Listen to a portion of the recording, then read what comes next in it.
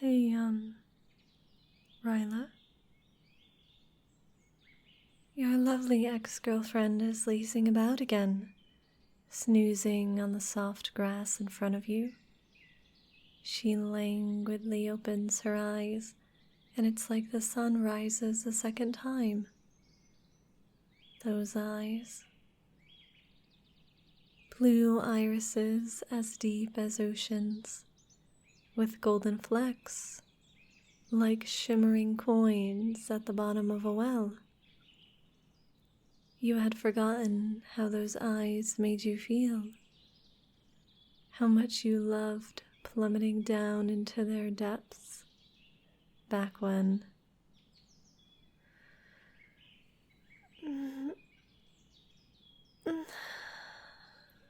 Hey. She greets you with a breathy sigh, looking happy to see you, and you very nearly lose your nerve. But Frilla's right. Ryla would be perfect.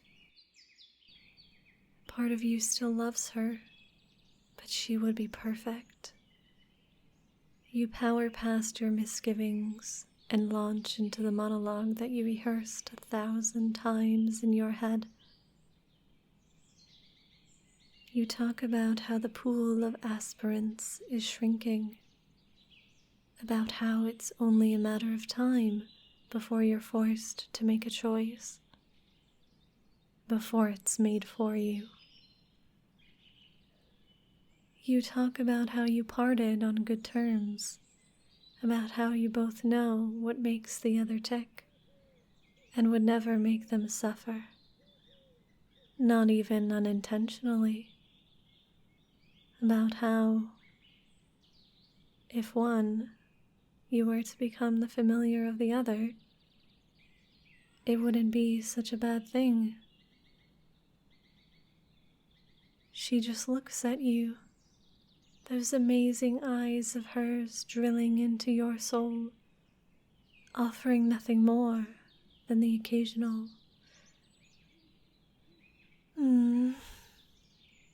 as if she doesn't know what you're leading up to.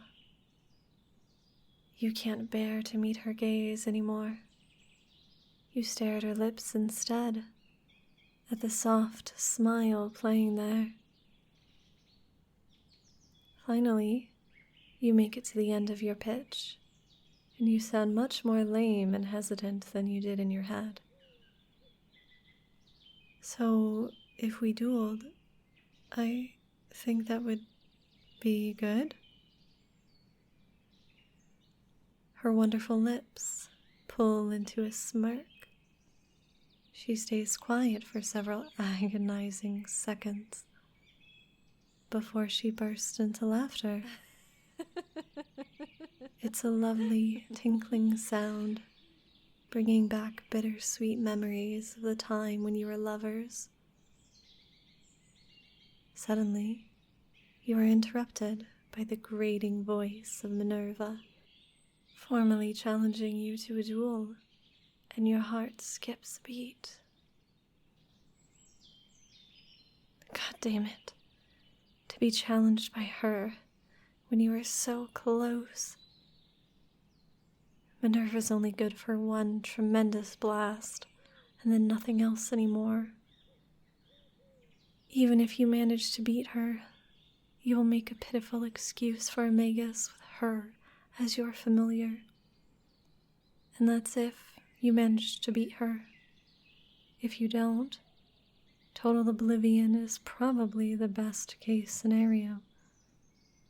Damn it.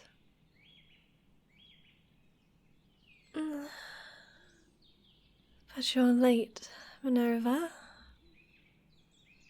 Ryla's voice is breathy and dreamy, but there is something sharp lurking right below the surface.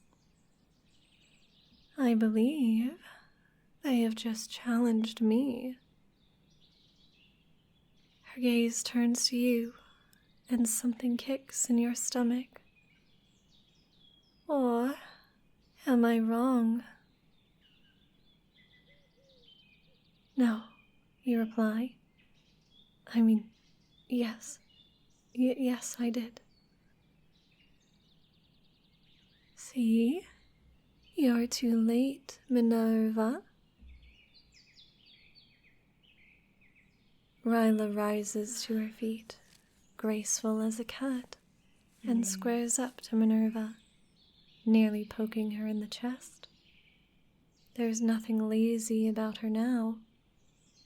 You've never seen her this assertive, this possessive before. It sends a shiver down your spine. Why don't you find someone else to duel? Minerva takes a hesitant step back, unable to meet Ryla's eyes. All right, I'll find someone else to duel. Fantastic. Ryla replies. She sounds almost menacing. Minerva nearly trips over her feet in her haste to get away, and you chuckle. The ocean blue eyes, dotted with gold, turn towards you, and your urge to laugh vanishes. Ryla's grin is almost predatory, like a lioness sizing up her meal. Your throat is suddenly dry. When did she get so confident? How about tomorrow then, for our duel? Tomorrow? You thought that? What did you think?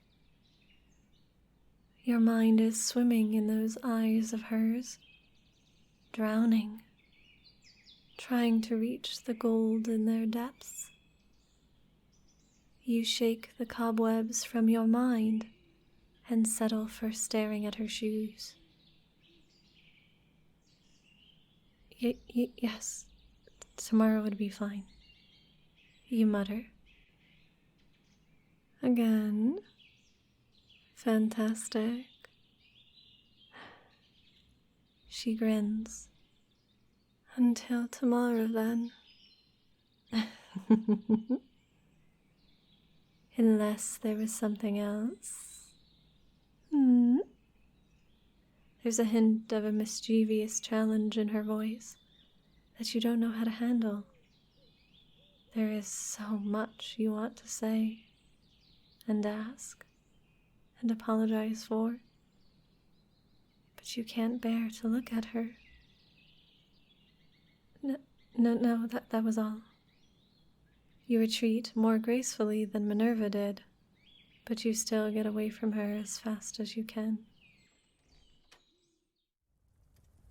Her grin and her confidence have put you on edge. Why did she intervene when Minerva challenged you? If she hadn't spoken up, you would have been stuck with a one-shot wonder, and she wouldn't have had to face you tomorrow. Why? Does she actually think she has a chance against you? She's an Onai romancer. What good is dream-weaving going to do for her in a duel? Your magic is far more suitable for combat, and you've been practicing for hours every day. Even more so since you broke up. And you've never seen her on the training grounds. Not even once. You're faster, more skilled, more powerful. She doesn't stand a chance. So why did she? It doesn't make sense. You throw yourself into your practice, making sure not to spend too much energy. You try to foresee every single move she might possibly make and how to counter it. You practice and worry and then practice some more. You can't lose. There is no way you can lose. And yet, you can't help but feel like you're missing something. You can't help but feel a gnawing sense of dread.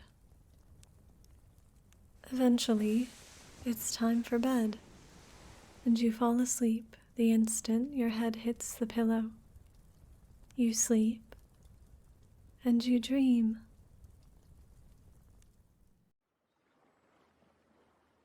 You dream you are sailing on an ocean, on a vast, endless sea of blue, with flashes of gold shimmering in the light of the sun. The raft you are on is being battered back and forth by the waves, and it's fracturing and coming apart. You dash from side to side, trying to make repairs, trying to keep the raft from falling apart. But your arms are getting sore and tired. Piece by piece, the raft is claimed by the ocean, and you're forced towards the center. You know you should keep fighting, but you need to rest for a moment. Just for a moment, and then you'll have the strength to fight anew.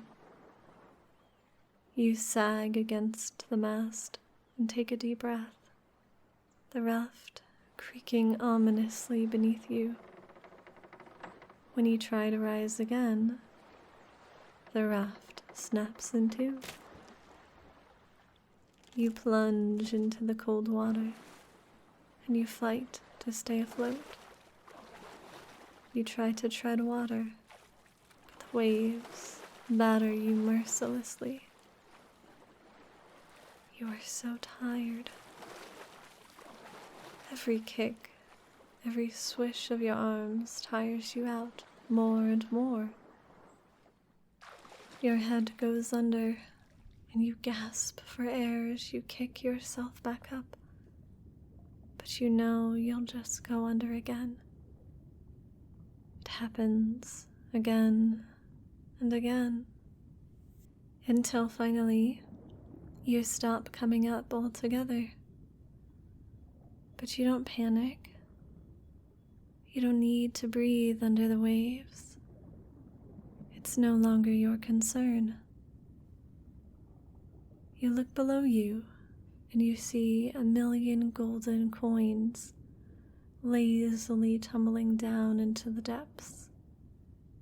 You swim downwards, trying to grab one of the coins, but they're just out of your reach. You swim deeper and deeper, but no matter how deep you go, the coins are always just a little bit deeper. They keep falling deeper and deeper down, falling faster and faster, deeper and deeper. They are out of reach, and eventually you give up. You let go and just let yourself sink down into the depths. You don't have the energy to move anymore. You're too deep to move anymore. It's no longer your concern. A small voice still wants you to struggle, to fight, but it's too tiring to even think about. You smother it yourself. It's so much easier, so much better to simply accept. You float down, deeper and deeper down.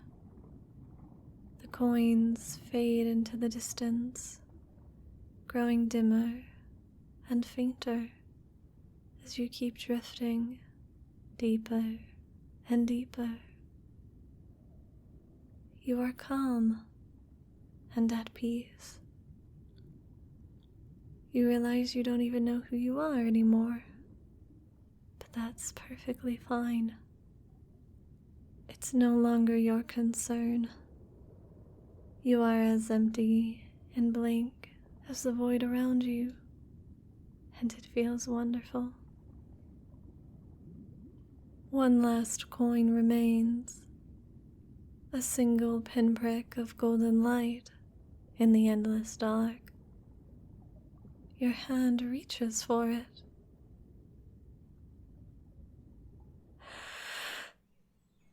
You take a deep breath, filling your lungs with cool, crisp air.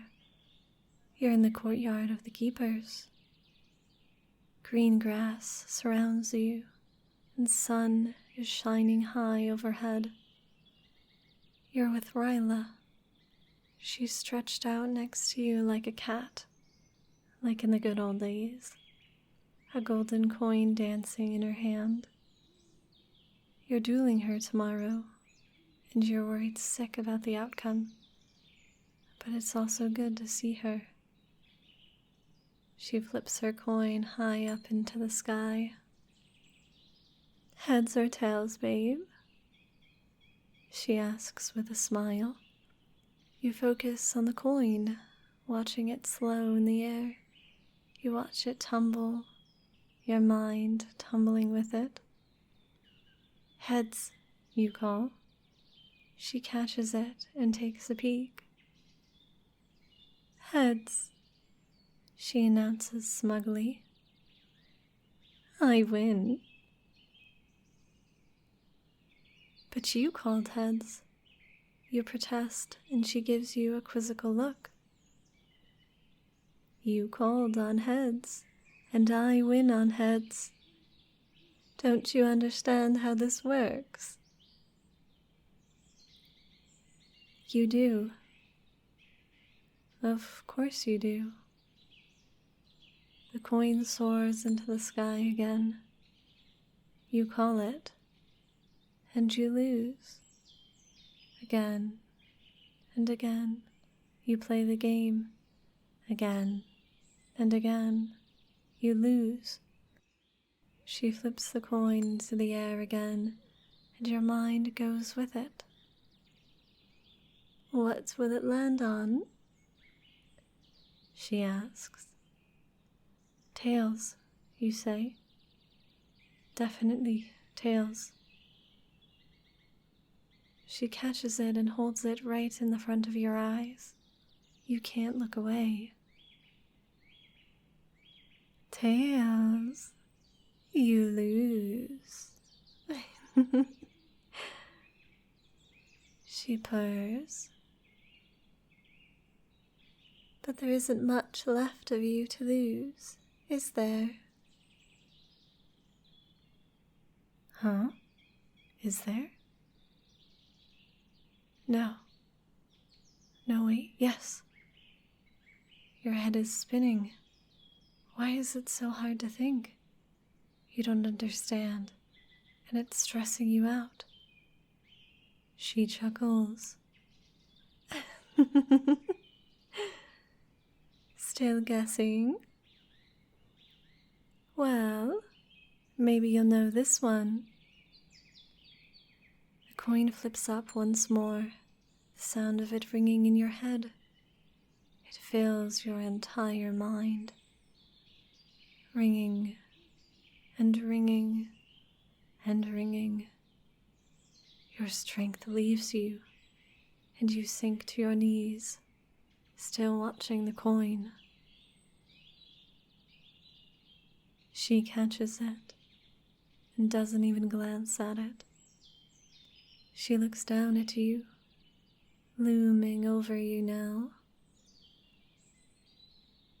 What happens now? She asks. What happens next?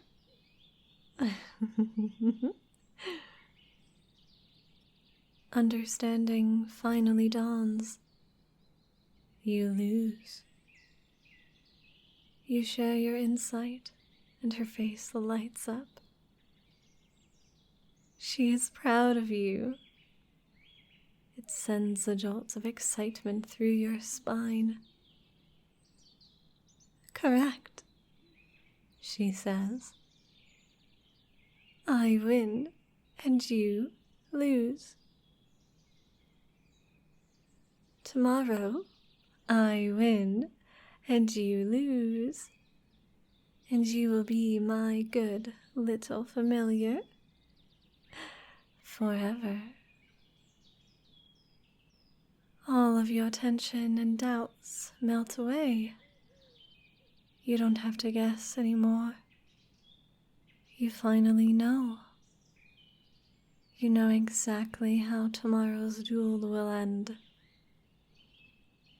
But what about your dream of becoming a magus? You ask her, your voice sounding whiny even to your own ears. It is no longer your concern, she replies, matter-of-factly. A sense of deep, profound understanding washes over you. Being a magus is no longer your concern. But you can't think of anything to say. The words just won't come. They're gone, along with the rest of your mind. She grins, and her hands cup your chin, forcing you to meet her gaze. Golden galaxies swirl in the endless depths of her eyes. You are swept away. Your mouth flops open, and your head lolls. You don't remember where you are. You don't remember who you are. You fall into her eyes, into an ocean flecked with gold, adrift on a sinking raft. For a split second, you realize you will be going through the entire dream again, and again, and again, as she breaks you. It does not bother you. It is no longer your concern. You wake up, soaked in sweat and breathing hard. You go through your morning rituals in a daze, until you eventually find yourself outside. Frilla offers you some words of encouragement, but they feel all wrong. Everything about this is all wrong, but there is no going back. Ryla is standing across the courtyard, her arms relaxed at her side, waiting for you to come to her. Your stomach ties itself into knots. How can she be so utterly carefree? Doesn't she realize what will happen when you defeat her? Even if you don't try to erase her, there might still not be all that much left of her after the ritual. Either way, she'll become little more than your slave, a battery to power your spells. Is she truly at peace with that? She has to realize she doesn't stand a chance, right? She doesn't actually believe she can win. Does she? You push the thoughts away. It is no longer your concern. Ryla, you say. It comes out as a croak. Ryla, you try again. Is it time? She purrs, her wavy lashes revealing two portals of unfathomable depth that most would call eyes. Your breath catches in your chest, and the world blurs for a moment. She answers for you. Yes, it must be. Follow now. Ryla, You mumble, staring at your feet. I want you to know that I'm sorry about this. I never planned to duel you. I'm not doing this out of malice. I still care about you. I just didn't see any other option. I promise I will treat you well. If you surrender right away, I won't even have to hurt you. It will just be a formality. And I promise I won't burn your mind away. Wait. Where are we going? Her grin is lazy and relaxed. To the forest circle, of course. But that isn't the normal way of doing this. There are rules, traditions. You argue, but she doesn't waver. It's not unheard of to use one of the smaller dueling circles, even for the ritual of the familiar. Besides, your magic of choice is shadow weaving, right? There will be more shadows in the woods. If anything, I'm doing you a favor. You are surrounded by shadows, the sun blocked out by branches high overhead. Have you already entered the woods, without even realizing? Besides, won't this just be a formality? It would be a poor show for the main stage, an awful start to the career as a magus. Still, you sputter as your stomach clenches together in dread. Maybe we should go back to the main circle. We can adjust it, make arrangements to... She stops and skewers you with her incredible eyes. Is that still your concern? No. The words are as automatic as they are instinctive. It is no longer my concern. That's right. Ready yourself? It's just up ahead. It doesn't take long for your heart to start racing again. This isn't what you were expecting. It isn't right. This was supposed to be your moment of triumph. You were supposed to be winning an easy victory in the grand dueling circle in front of all of your future peers. This place is wrong. And Ryla is wrong. She is your victim, the lamb you are leading to the slaughter. So why does it feel like she is leading you instead?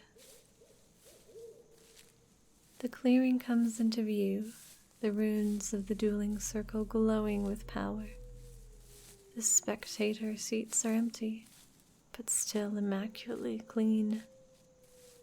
Frilla pushes past you with a pat on your shoulder, and you just about jump out of your skin. How long has she been following you? Was she with you the entire time? That seems unlikely, but when you think back, it's all a blur. Your gaze travels over the arena, and you feel sick. Why are you here? Why is Ryla so calm? Does she have some kind of ace up her sleeve? Could you actually lose? All these last-minute changes, these sudden worries, they are making you doubt yourself. If you are to win, you need to set all of it aside and focus on what matters. You must allow these things to be no longer your concern. No longer my concern. Your mouth mutters as you open eyes you don't remember closing. Ryla's standing at the other end of the circle, on a small wooden platform lined with glowing runes. You have no idea how she got there in the blink of an eye. But it's none of your concern. She gestures toward your spot in the arena, and you take your place. You take a deep breath and speak the words of initiation. You notice the runes on your platform lighting up too, but you keep your eyes on Ryla. You briefly glance at the shimmering dome of the shield, crackling into life all around you. You catch Frilla in the spectator stand, looking at you with an unreadable expression on her face. You look back towards your opponent, to Ryla, and step off the platform. This is happening. This is actually happening. She just stands there, watching you with an amused grin on her face, waiting for you to make the first move. Your anxiety returns. She's not surrendering. Is this a trap? You form a shadow clone and send it rushing towards her, probing her defenses. You only dispel it at the last possible moment. And she just chuckles, like this is a show for her amusement, instead of the battle to determine which one of you will, in practice, cease to exist. Your stomach clenches with a vengeance, and you nearly retch. You wish you could roll back time, that you could go back to yesterday and challenge anyone else. Absolutely anyone else. Minerva, Distali, the lowest runt, anyone. But of course, it's far too late for any of that now. You don't want to do this, but you don't want to lose either. You are not going to lose. You summon a massive explosion of shadowy vines, which she doesn't even try to dodge. They swarm around her, pulling her to her knees and shackling her to the ground. She's completely immobilized. It's over. Just like that, in a single heartbeat, it's over. You've won. But the magic of the ritual doesn't activate. It has not yet decided on a winner. Maybe the older circles just need some encouragement before they kick in. Do you yield? You call out to her from a distance, but she doesn't even bother to reply. You approach her carefully. Please, Ryla, I don't want to hurt you. She laughs, that beautiful tinkling sound tying another knot in your stomach. Do you truly think you could, if you did? Oh, dear God. You couldn't. You can't. You can't hurt her. You can't squeeze the vines until she can no longer breathe. You can't tighten them until her bones break. You can't hurt her. You know it. And the magical of the ritual knows it. Let me up, she demands, and you comply instinctively. Your shadows dissolving like mist in the sun. She lets out another chuckle and rises gracefully from the floor.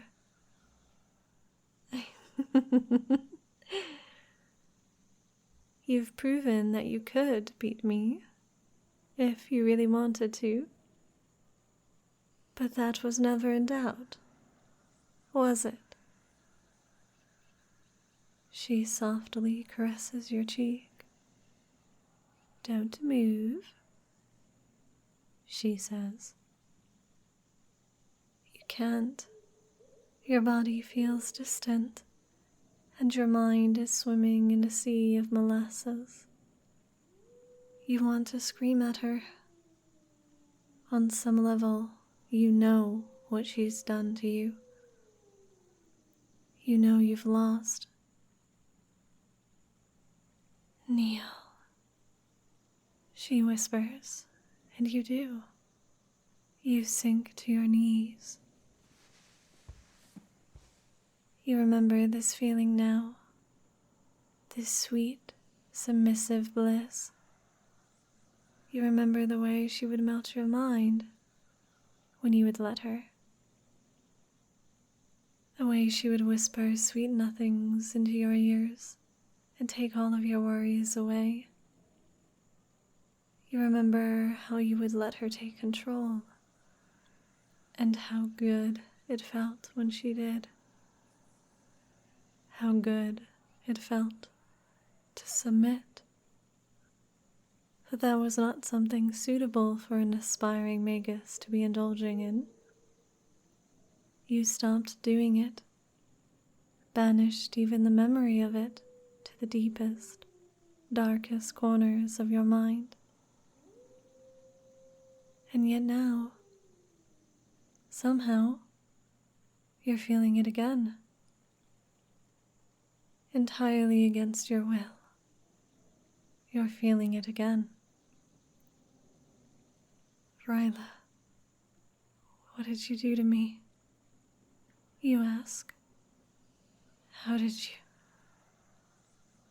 A sudden stab of lightning pierces through your mind, and something cinches around your thoughts. You try to focus on the feeling, try to make it stop, but it just squeezes harder. The ritual has determined who has lost. No. No. You lock eyes with Ryla, and you see just a hint of pity in their entrancing depths. Then, fire pours into your mind, and you go mad with fear. No, not like this. Ryla, please, not like this. Please don't erase me. Please, don't make me disappear. Hush, she says. What happens to you now is none of your concern. None of mine. The bottom drops out of your mind. Ryla shifts to place herself in front of you, and you plunge into the depths of her eyes. The pain of the ritual crushing your will, and everything that you are is distant and muted. Here in her eyes, swimming in the fuzzy waters of trance space, you are calm and at peace. You float down, further and further down, until oblivion takes you. This is how it must be, but I can at least take away your pain. You wake up on the floor, sensing the presence of your mistress, of Ryla, behind you. You are her familiar now, but there is still a you. You remember who you are, who you were. You can feel the leash coiled around your mind, and you know she will pull it tight when she wants to. And you're pretty sure she will be making you melt in submissive bliss again before long. That asking your consent was always just a courtesy, one she probably won't bother with anymore now. Not that you mind. In fact, you're even looking forward to it. But the important thing is, right now, you are still yourself. You have thoughts, memories, feelings, and they are your own. Maybe that's just what she wants you to think, but you doubt it. You are her familiar, but you are still you. You can even still feel the soft thrum of your magic, waiting for your call. She's been impossibly merciful, lenient beyond any sense of reason, not to mention tremendously skilled. You didn't even think it was possible for the ritual to leave someone with this much intact. She could have done so much worse to you. She probably should have, to maximize your use to her, but you are profoundly grateful that she didn't. You're overwhelmed by emotion, barely managing to get out a heartfelt thank you before you choke up. A sense of amusement trickles down the bond you now share, and she ruffles your hair affectionately. A warm glow of contentment blossoms in your chest. It's going to be all right. You are her familiar now, and you are going to be all right. To all of my patrons, thank you so much for supporting me. And to my spirit guides, Derp, Zoe, Marcus, Raptor, and Wolva,